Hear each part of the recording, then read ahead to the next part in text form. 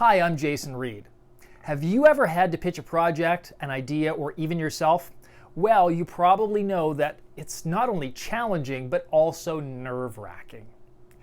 Sometimes pitching is part of a formal presentation, and other times you just find yourself in front of a decision maker, and all of a sudden you have to come up with a clear, short, and powerful explanation of what it is you're trying to sell them on. Now, I made my first pitch back when I was 20 years old.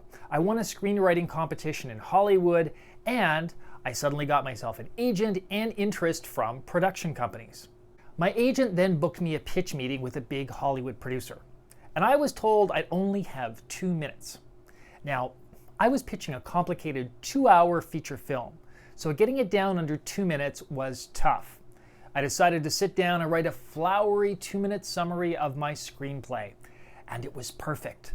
The language was lush and gorgeous, and I memorized it word for word.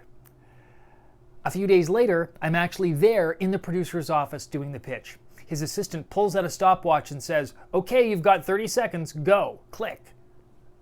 30 seconds? 30 seconds? I was told 2 minutes.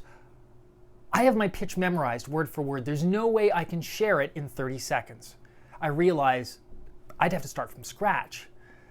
So I closed my eyes and I found myself saying, my screenplay is called Kiss of the Anchorwoman. It's a comedy. It's a cross between broadcast news and The Graduate.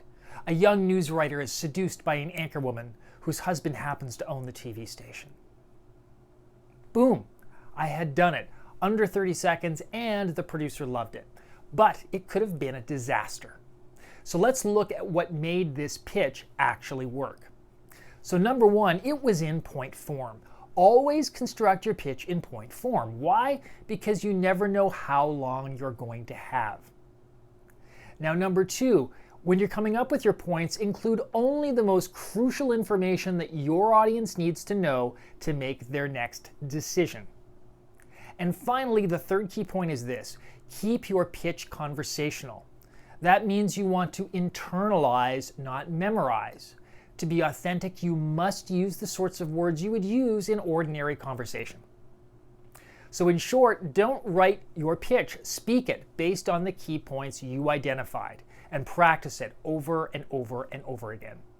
And that is how you can pitch your next project or idea like a real pro.